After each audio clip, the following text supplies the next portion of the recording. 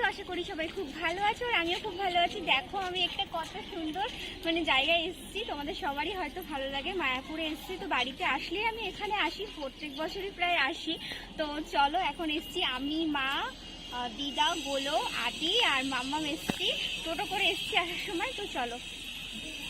তো দেখো মায়াপুর এত সুন্দর একটা জায়গা, একবার না বারবার আসতে ইচ্ছা হয়। আমি তো ছোট থেকে বহুবার মায়াপুরে এসেছি, তো এমনকি বাড়িতে যখন আসি তা প্রত্যেক বছরই ধরতে গেলে আমার আসা হয়। তো মায়াপুরে যারা যারা এসেছো তারা জানো মায়াপুরটা কত সুন্দর। আর এখন তো বিশ্ব মন্দির তৈরি হচ্ছে, ওটা তৈরি হয়ে গেলে তো কোনো কথাই নেই। মন্দিরটা এত সুন্দর, এত নিখুঁত ভাবে তৈরি হচ্ছে, কি বলবো।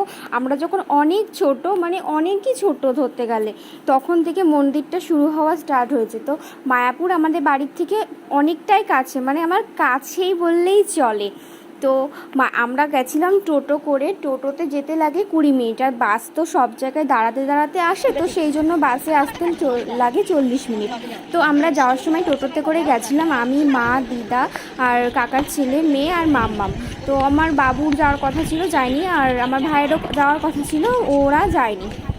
তো সেদিন আমাদের দোকান বন্ধ ছিল, তো সেই কারণে গেছিলো। এমনিতে তো মা কোথাও যায় না, তো আর মেনলি আরতি দেখার জন্য। মা কখনো আরতি দেখেনি। তো আমাদের এখানে যাওয়ার বাস আছে, ফেরার বাস 8টার পরে আর নেই।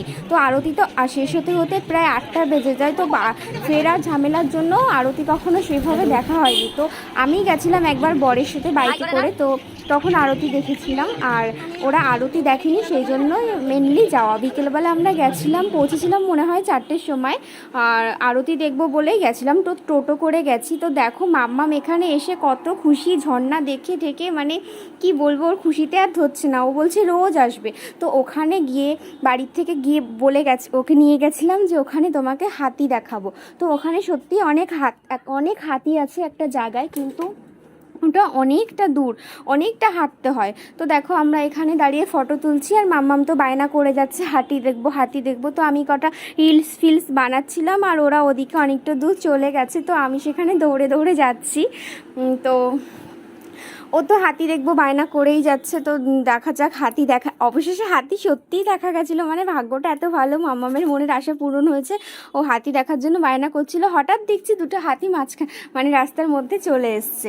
তো দেখো আমাদের নতুন মন্দির, ওখানে যে নতুন মন্দিরটা আছে না, ওখানে এখন অনেক লোক দেখছি ওখানে আছে। ওখানে নাকি 50 টাকা টিকিট করেছে, মন্দিরটা কমপ্লিট হয়নি, তো ওখানে নাকি ঢোকা যায় টিকিট দিয়ে। তো কি ওখানে দেখবো, এখনও তো কমপ্লিট হয়নি, সেইটা অবাক হয়ে দেখছিলাম যে এখনও মন্দিরটা কমপ্লিট হয়নি, অথচ এখানে টিকিট করে দিয়েছে ঢোকার জন্য। তো তাই দেখছিলাম আর কি।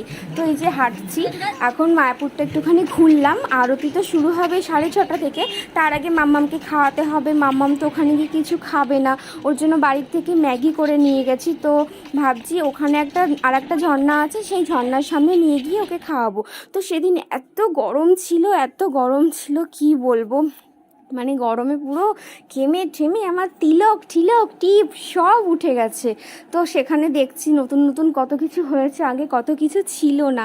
তো মাম্মাম যেটা দেখছে সেখানেই বলছে এখানে চলো, ওখানে চলো, সেখানে চলো। তো দিদা বলছে মায়াপুরটা কত পাল্টে গেছে, আগে পুরো অন্যরকম ছিল, ময়ূর ঠয়ূর সবসময় সব জায়গায় ঘুরে বেড়াতো। দেখো কতটা কমপ্লিট হয়ে গেছে, ওপরটা প্রায় কমপ্লিট হয়েই গেছে। তো আমরা ওই দিক থেকে ঢুকেছি। আগে মায়াপুরে ঢোকার মেন গেট যেটা ছিল, এখন আর সেটা নেই, এখন অন্য একটা গেট, তো সেই গেট দিয়ে ঢুকেছি। তো আমরা পুরো মায়াপুরটাকে ঘুরছি। তো ঘুরে ফিরে একটা জায়গায় যাব, সেখানে মাম্মামকে খাওয়াবো, দেন আমরা আরতি দেখতে যাব। আর এখানে মায়াপুরে কত বড় বড় কদম গাছ, কি মোটা মোটা বড় বড় কদম গাছগুলো, যখন ফুল ফোটে না, কদম ফুলের সিজন যখন থাকে, কি ভাল লাগে গন্ধে পুরো সব জায়গায়। আর মাম্মাম তো ওদের আদিকে আর ওর মামাকে আর মাসিকে পেলে ওদের সাথে যে এত দুষ্টুমি করে ওদের সাথে সারাক্ষণ দুষ্টুমি, যে দেখো ও যেতে চাইছে না, দাঁড়িয়ে পড়ছে যেখানে সেখানে। তো যাই হোক, ওখানে দেখা যাচ্ছে কতগুলো লোক কীর্তন করছে, তো আমরা সেখানে যাব।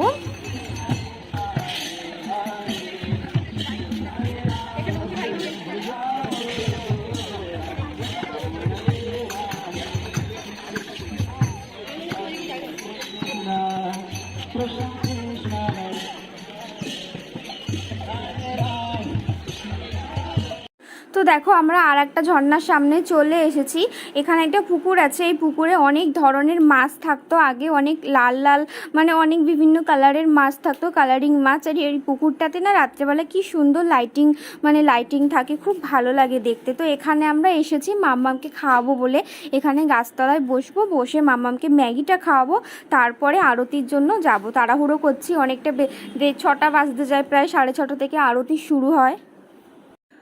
তো দেখো মায়ের হাতে যে বাস্কেটটা দেখতে পাচ্ছ, ওর মধ্যে আমাদের গপু সোনা আছে। তো আমরা আগের বার যখন মায়াপুর গেছিলাম তখনও গপুকে নিয়ে গেছি। ও বাচ্চা মানুষ, বাড়িতে একা একা থেকে কি করবে, ওকেও একটু ঘুরতে নিয়ে যায়, ওরও বেশ আরতি দেখা হবে, ওর ভালোও লাগবে। তো গপুকেও আমরা নিয়ে গেছি। আর মাম্মাম দেখো হাতি দেখার জন্য ঝামেলা শুরু করে দিয়েছে। তো হঠাৎই মানে কতটা লাকি আমরা, হঠাৎ দেখছি ওই দেখো হাতি আসছে, মানে হাতিটা দেখে তো মাম্মামের আর হাসি ধরে না, কি খুশি। তো ফাইনালি হাতিটা দেখতে পেয়েছি, না নয়তো মানে সারা রাস্তা জ্বালাতো, মানে হাতি দেখা তো হতোই না, জ্বালাতন শুরু করতো। তো ফাইনালি হাতিটা দেখতে পেয়েছি। আমি এই ফার্স্ট টাইম মায়াপুরে, আমিও ফার্স্ট টাইম হাতি দেখলাম। এমনি দেখি যে মানে বলে সবাই মায়াপুরে হাতি থাকে, কিন্তু আমি ফার্স্ট টাইম দেখলাম। তো দেখো মাম্মাম হাতি দেখে সেই তো কি খুশি, সেই হাতির পেছন পেছন যাবে। আর এদিকে তো ওদিকে আরতির সময় হয়ে যাচ্ছে, ওখানে ফোন রাখতে হবে, জুতো রাখতে হবে, সে হাতির পেছন পেছন যাবে।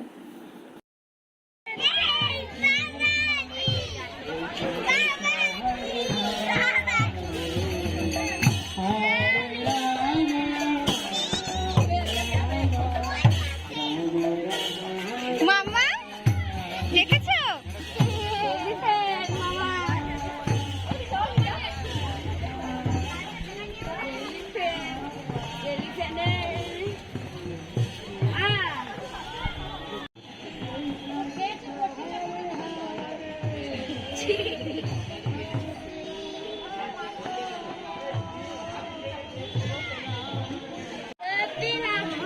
ওমা, ওর মনের আশা পূরণ হলো।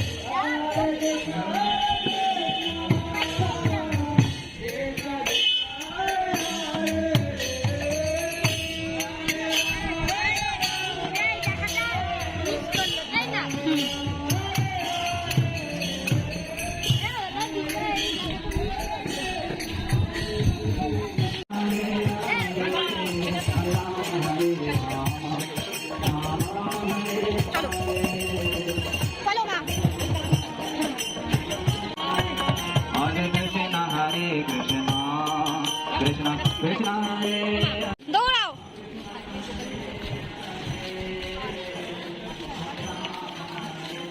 সামনে তাকিয়ে এক হাতটা নিয়ে দেখুন, একটা হাত পিছে থাকে আর একটা হাত কেমন করে দৌড়াবে।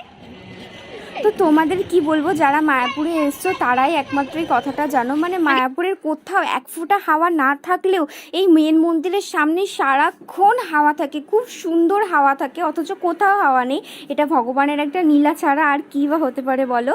তো দেখো আমরা জুতো ফুটো ফোন রেখে চলে এসেছি, এখন মন্দিরে ঢুকবো।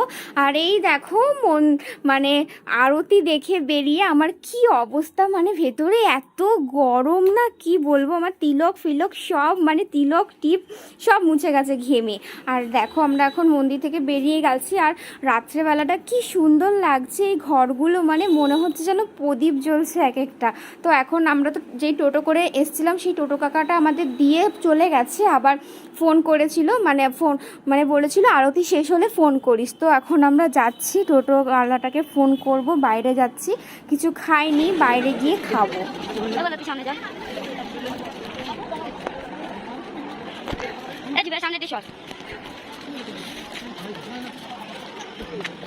এখনো চলছে না, শাড়ি রাস্তায় পড়ে যাচ্ছে, খালি ফাঁকা ফাঁকা কথা বলবে। শাড়ি কিভাবে পড়েছিস, শাড়ি তো রাস্তায় পড়ে যাচ্ছে, শাড়িটা নিচু হয়ে গেছে, এত পাকা, ওর দাঁত ফেলে দেবো, দেখো কি পাচ্ছে আরে ভাই।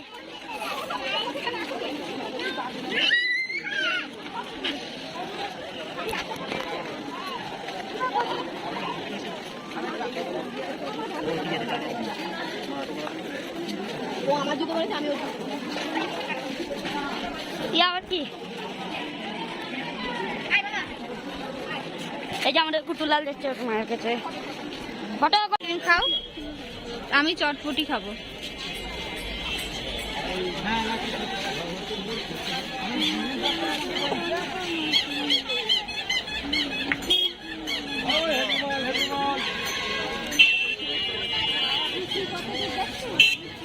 তো দেখো আমরা ওখানে খেয়েছিলাম চটপটি আইসক্রিম আর মা দিদা চা খেয়েছিল আর ফুচকা খেয়েছিল আর আইসক্রিম খেয়েছিল। আর এখন কি বলো তো, মায়াপুরটা পুরো পাল্টে গেছে। মায়াপুরটা আগে যেরকম ছিল এখন একদমই সেরকম নেই।